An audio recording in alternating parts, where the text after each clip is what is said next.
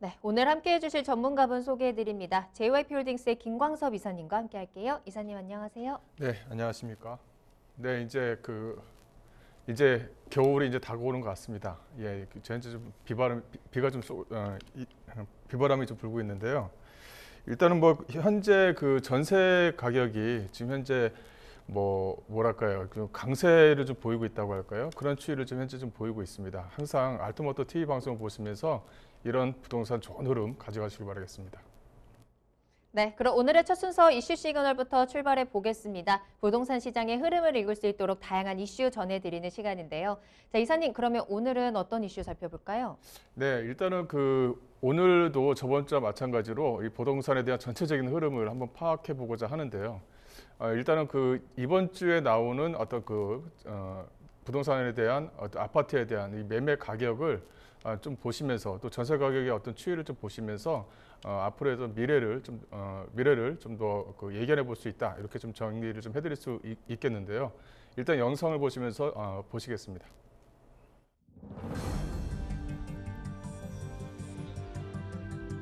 임대차 3법 시행 이후 서울에서 시작된 전세난이 수도권과 전국으로 확대되면서 이른바 전세 대란이 발생했는데요.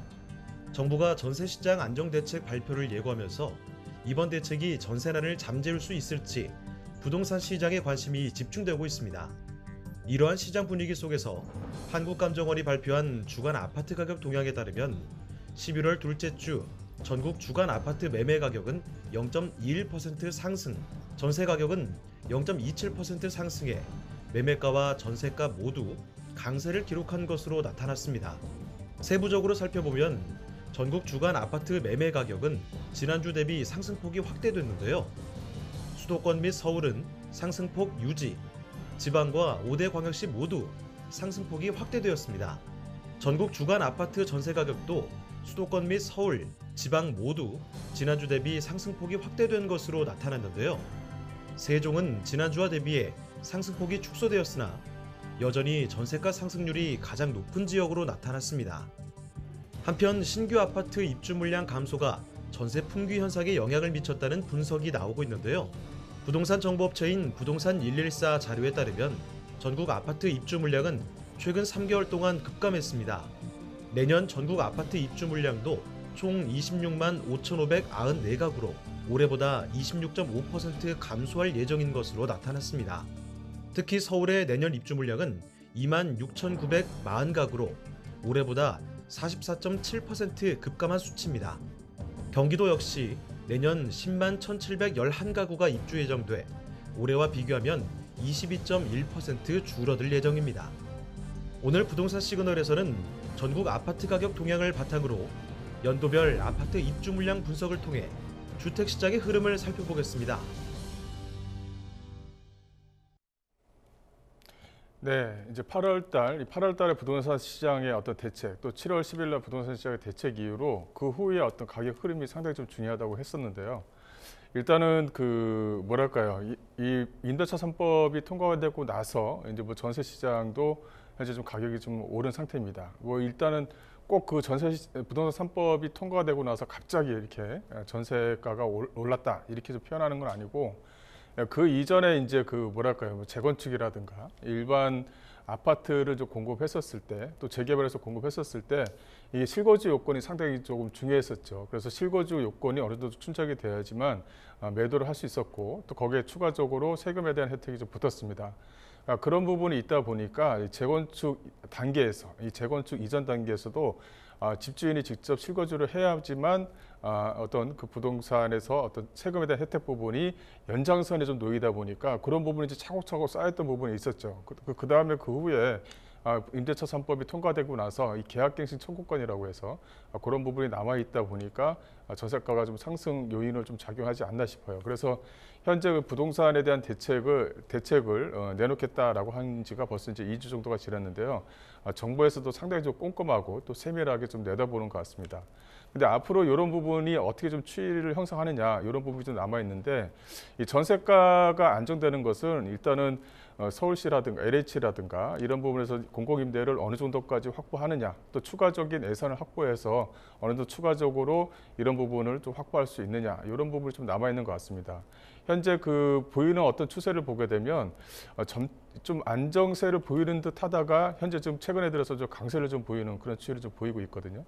그런 부분이 있고 또 두 번째는 뭐냐면 이 전세가가 오히려 역전되는 그 변동률 자체가 역전되는 매매와 이 전세에 대한 변동률을 보게 되면 오히려 전세가에 대한 가격에 대한 변동률이 더 셉니다. 그러다 보니까 오히려 전세로 해서 들어가고자 하는 어떤 수요층들이 수도권 외곽, 서울 지역 외곽이라든가 수도권 지역으로 해서 매매로 상당히 좀 많이 돌아서는 그런 경향을 좀 보이고 있습니다. 그래서 뭐 경기도 파주라든가 아니면 김포라든가 이쪽 주변에서는 현재 최근 들어서 그 한 달 사이에 매매가 자체의 호가 자체가 상당히 좀 많이 오르는 것을 좀 경향을 좀 보이고 있는데요.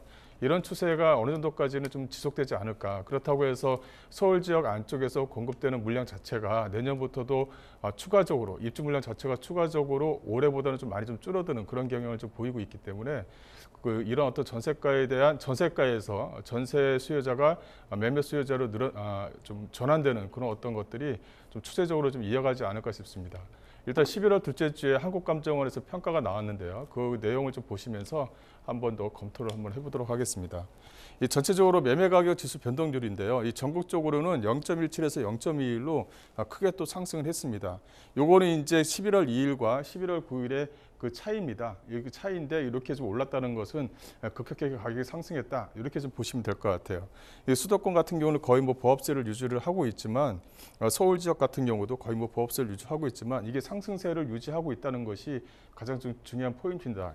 이 내용적으로 봤을 때 뭐 0.15, 0.02 이렇게 해서 뭐 상당히 좀 뭐 비례적으로 약한 것처럼 보이지만 내용적으로 봤었을 때는 이게 지금 안정세를 유지하는 것이 아니라 추세 상승성을 좀 유지하는 것처럼 보이거든요.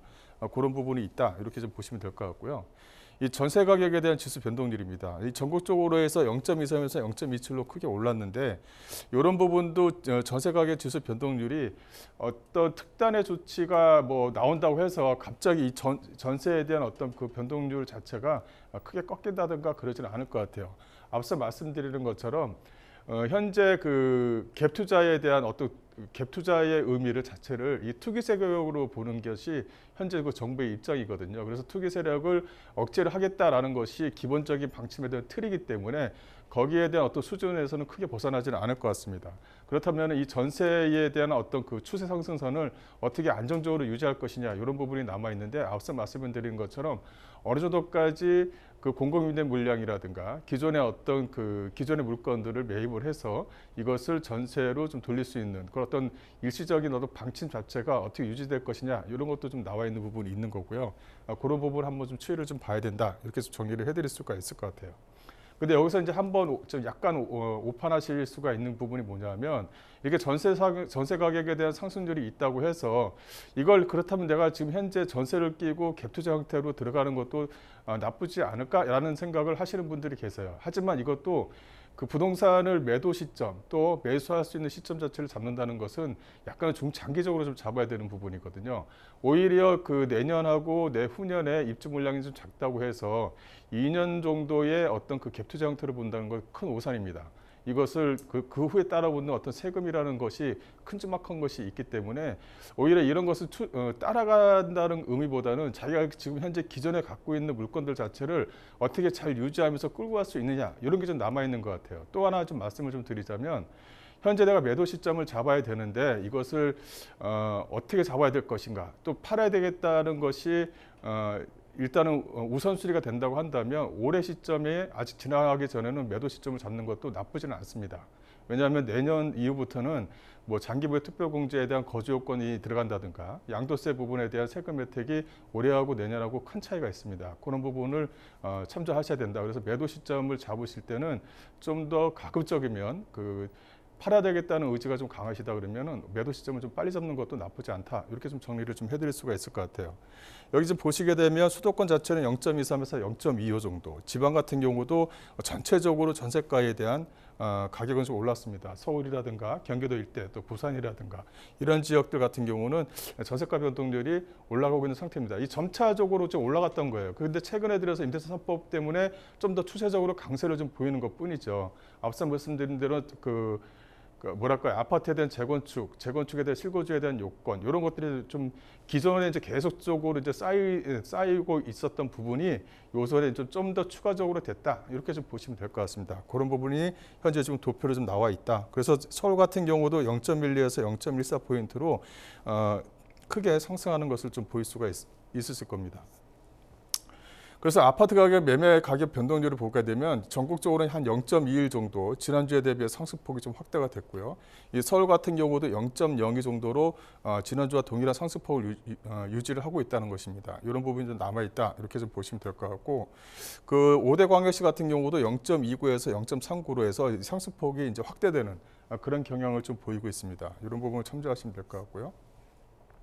그래서 전체적으로 보게 되면 전국적으로 이제 상승폭은 좀 매매 가격에 대한 지수 변동률은 좀 현재 오르고 있는 추이를 좀 보이고 있다 이렇게 좀 정리를 해드릴 수가 있을 것 같고, 특히 서울이라든가 서울권 일대 또 경기도권 일대의 어떤 매매 가격 지수 변동률이라든가 또 이제 그 수도권 쪽 주변 지역의 전세 가격 변동률은 최근 꾸준하게 현재 좀 상승세를 유지할 수 있다 이렇게 좀 보시면 될 것 같고, 앞서 말씀드린 대로 서울 외곽 지역 또 경기도권 일대의 어떤 매매의 전세 수요자의 어떤 매매로 어떤 그 전환되는 것이 상당히 좀 빨리빨리 좀 진행되고 있다는 것도 하나의 좀 특징이다 이렇게 좀 보시면 될 것 같아요. 이런 부분이 있다 이렇게 정리해드리고요. 근데 연도별로 아파트 분양에 대한 입주 물량에 대한 추이입니다. 이것을 본다고 한다는 것은 이 분양 물건하고 입주 물건이 있어요. 이 분양 물건이 많다고 하는 것은 2, 3년 후에 이제 입주 물량이 좀 많아진다는 것이죠. 이런 부분을 좀 한번 보실 필요가 있다. 이렇게 좀 보시면 될 것 같은데요. 여기 지금 2018년과 19년, 20년 정도의 또 도표를 좀 보시게 되면 전국적으로 입주 물량을 18년도, 19년도, 또 20년도에 보신다면 평균적으로 높았습니다. 이 평균적으로 높았는데 이제 21년과 22년을 예상을 한다면 입주 물량이 좀 작아진다는 것이죠. 왜냐하면 18년도에 공급되는 분양 물건 자체가 좀 작았기 때문에 평균적으로 작았기 때문에 이런 부분이 좀 전국적으로 좀 반영할 수 있다. 이렇게 좀 정리를 해드릴 수가 있을 것 같아요. 그 서울 지역을 좀 보시게 되면 서울 지역도 그런 어떤 그 흐름을 좀 타고 있거든요. 보시게 되면 18년도와 19년도, 이 18년도와 19년도 같은 경우는 이 서울 아파트 분양 물건 자체가 이렇게 작습니다. 이 작다 보니까 이게 이제 반영되는 시기가 약 한 3, 4년 후에 이제 반영이 되잖아요. 이 3, 4년 후에 반영이 되면 내년부터는 이런 어떤 입주 물량 자체가 적어진다는 것이죠. 현재 지금 입주 물량 자체는 19년도와 20년도 같은 경우는 거의 뭐 4만 9천호에서 약간 5만 호 가깝게 현재 지금 형성이 되어져 있습니다. 하지만 21년과 22년에 지나가면 입주 물량이 작아진다는 것이죠. 그래서 이 전세가에 대한 변동률에 대한 상승, 이 상승 자체는 좀 크게 막을 수는 없다. 이런 부분을 좀 보시면 될 것 같아요. 그렇다고 전세가가 계속적으로 올라가느냐? 그렇지 않다는 거죠. 앞서 말씀드린 대로 이 주변 지역, 서울 외곽 지역이라든가 수도권 지역으로 전세 매매 수요자로 전환한다든가, 이제 여기에 맞춰서 이제 내년에 이제 입주될 청약이 될, 또 사장 청약이 될 신도시 쪽 주변 지역에 어떤 사장 청약 물건들이 이제 나오게 된다면 어떤 그 가시호층 자체가 이연 수요가 되기 때문에 그런 부분이 조금 그런 부분을 좀 더 잠재시킬 수 있는 그런 부분 효과는 있다. 이렇게 좀 보시면 될 것 같아요. 추후에 이제 23년도에서 24년도부터는 이제 입주 물량들이 점차적으로 좀 많아지는 그런 좀 시기가 또 될 수가 있는 부분이 있기 때문에 이것을 부동산에서 단계적으로 봐야 될 필요는 없다. 이렇게 좀 정리를 해드릴 수가 있을 것 같습니다.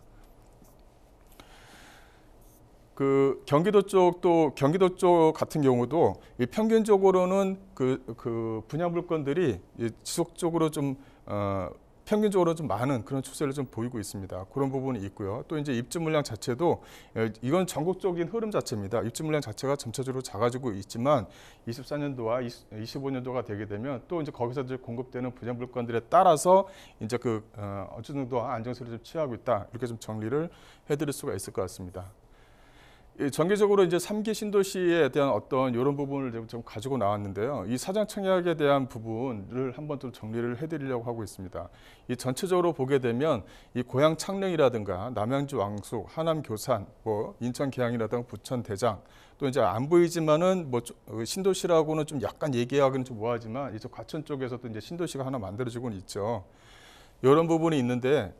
남양주 왕숙과 하남 교산 쪽 지역, 또 왕숙 같은 경우는 어떻게 보면은 이 왕숙 쪽 지역들 자체가 다른 지역에 비해서는 이 분양가 자체가 상당히 좀 괜찮은 부분이 좀 있을 것 같아요. 또 하나는 뭐냐면 현재 얘기가 나오는 부분은 이 지하철 9호선에 대한 연장을 그 남양주 왕숙까지 끌어올 수 있느냐라는 것들이 좀 남아 있는 부분이 있거든요.